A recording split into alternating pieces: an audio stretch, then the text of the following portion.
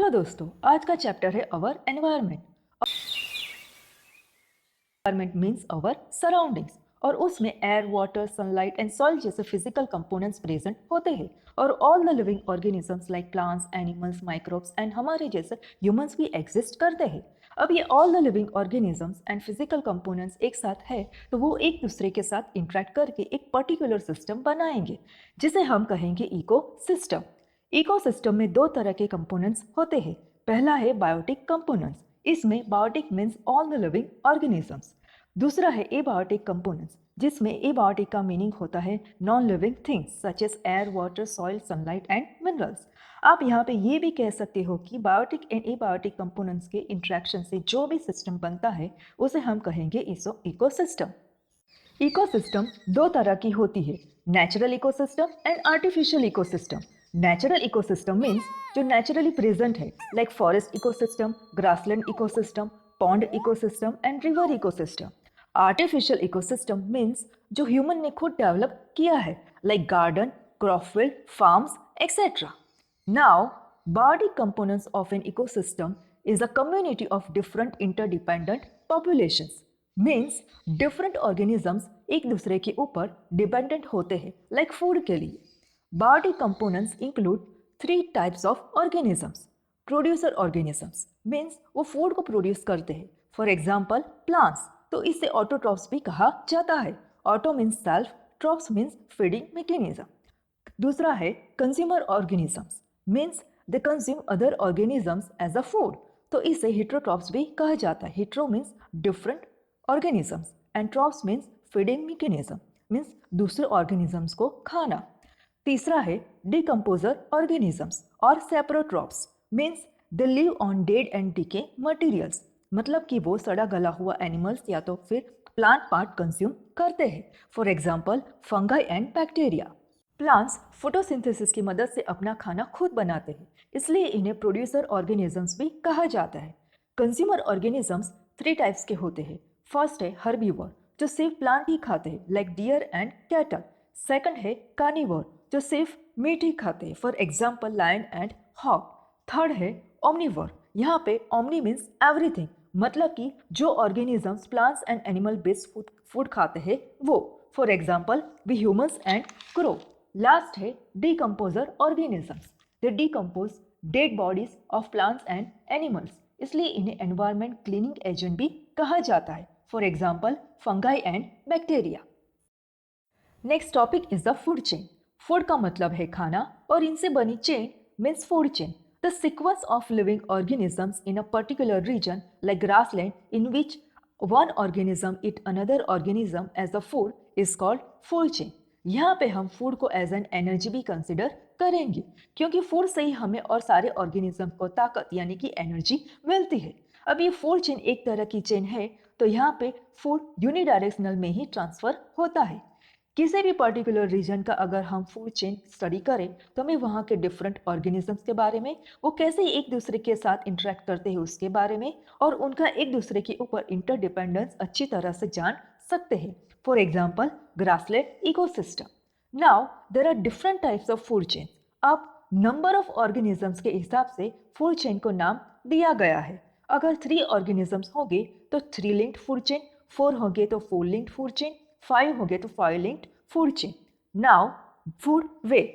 Food means खाना और web means network. एक ऑर्गेनिज्म दूसरे ऑर्गेनिज्म को खाते हैं और एक ऑर्गेनिज्म को बहुत सारे ऑर्गेनिजम्स खाते हैं, जिससे पूरा नेटवर्क बनता है। So the network of a large number of food chains existing in an ecosystem is called a food web. अब next important topic of this chapter is trophic level. But ये trophic level है क्या?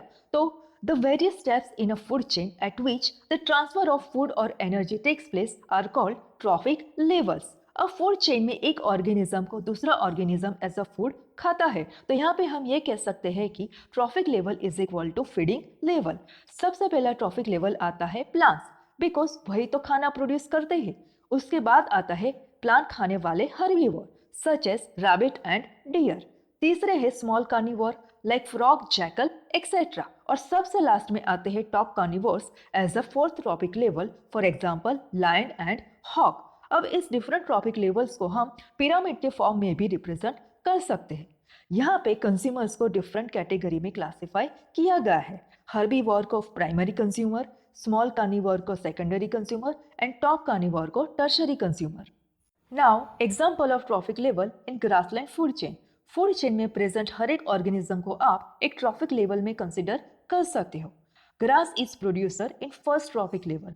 Grasshopper is the first consumer in second trophic level. Frog is second consumer in third trophic level. Snake is third consumer in fourth trophic level. And hawk is fourth consumer in fifth trophic level. Now, transfer of energy in food chains. Ultimately, हम ये कह सकते हैं कि all the living organisms in the food chain for their food as a energy depend on the sun. सन में से sunlight के form में एनर्जी यूटिलाइज करके प्लांट अपना खाना बनाते हैं और उसे herbivore deer as a food खाता है और कार्निवोर लायन इस डियर को एज अ फूड खाता है। तो यहाँ पे energy from sun to grass and grass to deer and deer to lion transfer होती है। Points about the transfer of energy in the ecosystem. First है, energy is not created in the ecosystem, it is only converted from one form to another. For example, solar energy from sun to chemical energy as a food in plants. Second है, food as energy food chain में from one trophic level to next trophic level transfer होती रहती है, means it's a continuous process. Third है, अब हर एक trophic level पे organism food में से मिलने वाली कुछ एनर्जी अपने सर्वाइवल के लिए और कुछ एनर्जी अपने ग्रोथ के लिए इस्तेमाल करता है। फोर्थ है, और बाकी बची मैक्सिमम एनर्जी एनवायरमेंट में एज अ हीट के फॉर्म में रिलीज हो जाती है। फॉर एग्जाम्पल, जब डियर ग्रास को एज अ फूड कंज्यूम करता है तब ग्रास में से only 10% energy as a food deer में से ट्रांसफर होती है और 90% एनर्जी ग्रास में से हीट के फॉर्म में सराउंडिंग एनवायरमेंट में चली जाती है। तो फाइनली हम ये कह सकते हैं कि फूड चेन में जब एनर्जी एक ट्रॉफिक लेवल में से दूसरे ट्रॉफिक लेवल में ट्रांसफर होती है तब वो ग्रेजुअली डिक्रीज होती जाती है। Next topic is 10% law. अब इस टॉपिक की मदद से आपको पता चलेगा कि जब एनर्जी एक ट्रॉफिक लेवल से दूसरे ट्रॉफिक लेवल पर ट्रांसफर होती है तो कैसे डिक्रीज होती जाती है। प्लांट जब फोटोसिंथेसिस की मदद से अपना खाना बनाता है तब सन में से वो सिर्फ 1% सनलाइट ही एब्जॉर्ब कर पाता है। फॉर एग्जाम्पल, अगर सनलाइट 1000 जूल से है तो उनका 1% यानी कि 10 जूल सनलाइट ही प्लांट एब्जॉर्ब कर पाता है। अब फूड चेन में फर्स्ट ट्रॉफिक लेवल प्लांट है, सेकंड है डियर एंड थर्ड है लायन। तो फर्स्ट ट्रॉफिक लेवल प्लांट में से ओनली 10% एनर्जी ही सेकंड ट्रॉफिक लेवल डियर में ट्रांसफर होती है। मीन्स प्लांट के पास अगर 10 जूल्स एनर्जी है तो उनका 10% यानी कि जस्ट 1 जूल ही डियर में ट्रांसफर होता है। और अब डियर में अगर 1 जूल एनर्जी है तो उनका 10% यानी कि 0.1 जूल एनर्जी लाइन में ट्रांसफर होती है। तो अब आप समझ सकते हो कि हर एक ट्रॉफिक लेवल में से जब एनर्जी नेक्स्ट ट्रॉफिक लेवल में सिर्फ 10% एनर्जी ट्रांसफर होती है तो बाकी की 90% energy as a heat environment में रिलीज हो जाती है। Accumulation of harmful chemicals in food chain. The accumulation of harmful chemicals like pesticides in the organisms such as plants, animals, and humans through the food chain is called the bioconcentration of food chain.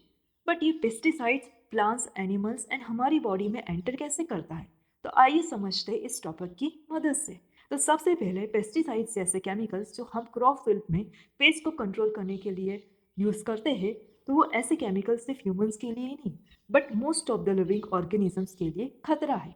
तो जब भी farmer pesticides को crop plants में spray करता है तब pesticides crop field की soil में भी गिरता है, तो सॉइल में प्रेजेंट वाटर एंड मिनरल्स के साथ वो मिक्स हो जाता है। अब यही वाटर एंड मिनरल्स प्लांट्स के द्वारा एब्सॉर्ब होता है और ऐसे ही पेस्टिसाइड्स प्लांट्स में एंटर हो जाते हैं। जब ये plant herbivore animals and humans consume करते हैं तब यही पेस्टिसाइड्स उनके बॉडी में एंटर हो जाता है और कार्निवोर एनिमल्स हर्बीवोर को कंज्यूम करता है तब पेस्टिसाइड्स उनके बॉडी में भी एंटर हो जाता है। ऐसे ही पेस्टिसाइड्स का कॉन्सेंट्रेशन हर एक ऑर्गेनिज्म के बॉडी में बढ़ने लगता है और इसी कॉन्सेप्ट को हम बोलेंगे biological magnification. How do our activities affect our environment? So humans means we are important part of the environment and our activities change the environment around us. The changes in environment affect us like pollution. Now we will discuss two environmental problems caused by our activities. First है depletion of ozone layer and second है managing the garbage we produce. सबसे पहले हम discuss करेंगे depletion of ozone layer. हमारे अर्थ के atmosphere के upper layer में ओजोन लेयर प्रेजेंट होता है जो O3 ओजोन गैस से बना है। अब ये ओजोन लेयर हमें और बाकी सारे लिविंग ऑर्गेनिज्म को सन में से निकलने वाले हार्मफुल यूवी रेडिएशन से प्रोटेक्ट करता है because this harmful UV radiation is highly damaging to the organisms. For example, it is known to cause skin cancer in the humans. Ozone molecule 3 oxygen atom से बना है, but ये ozone gas हम inhale नहीं कर सकते because it's very toxic to inhale. अब ये ओजोन गैस बनता कैसे है? तो ऑक्सीजन मॉलिक्यूल को यूवी रेडिएशन ब्रेक करके उनमें से 2 एटॉमिक ऑक्सीजन रिलीज करते हैं। ये atomic oxygen and 1 oxygen molecule के साथ मिलके O3 ओजोन मॉलिक्यूल बनाता है जिससे अपर एटमॉस्फेयर में ओजोन लेयर फॉर्म होता है। बट कुछ केमिकल्स की वजह से इस ओजोन लेयर में बड़े बड़े होल हो जाते हैं जिसे हम कहेंगे ओजोन डिप्लीशन। तो ये केमिकल्स है क्लोरोफ्लोरोकार्बन्स जो refrigeration, aerosol sprayer and fire extinguisher में यूज होते हैं। जब भी ये CFC हमारे एटमॉस्फेयर में रिलीज होते हैं तब वो इस ओजोन लेयर के साथ रिएक्ट करके उसे डिस्ट्रॉय कर देते हैं जिससे ओजोन डिप्लीशन होता है और यूवी रेज अब आसानी से इस होल में से अर्थ पे आके लिविंग ऑर्गेनिजम्स को डैमेज करते हैं। तो इसी वजह से 1987 में the United Nations Environment Programme में वर्ल्ड की सारी मैन्युफैक्चरिंग कंपनीज के साथ अग्रीमेंट किया कि make CFC free refrigerators to avoid ozone depletion. Second है managing the garbage we produce. Garbage means the household waste. Every household produces 2 types of garbage. Biodegradable garbage such as leftover food, fruit and vegetable peels, waste paper, dry leaves, etc. And non-biodegradable waste है unwanted plastic, metal, discarded shoes, rags, etc. There are different methods to dispose garbage such as recycling, landfill, incineration, preparation of compost, sewage treatment. First है recycling. Solid waste like paper, plastic and metals recycled. Greeting cards from recycled paper, household plastic objects from recycled plastic, hanging lamp from recycled metal. Second है landfill. Urban area में most of the solid waste को city के बाहर एक Warren जगह पे dump किया जाता है और उसे हम लैंडफिल कहते हैं। थर्ड है preparation of compost. Biodegradable household waste को जमीन में बरीड करके उनमें से कंपोस्ट बनाया जाता है and that we use as manure. Fourth है incineration, means the burning of solid waste at high temperature to form ash is called incineration, जिससे कचरे का साइज छोटा होकर ब्लैक एस में कन्वर्ट होता है। फिफ्थ है sewage treatment. The domestic wastewater is carried from residential area by the underground pipes to clean it and then discharged into the river and is called sewage treatment.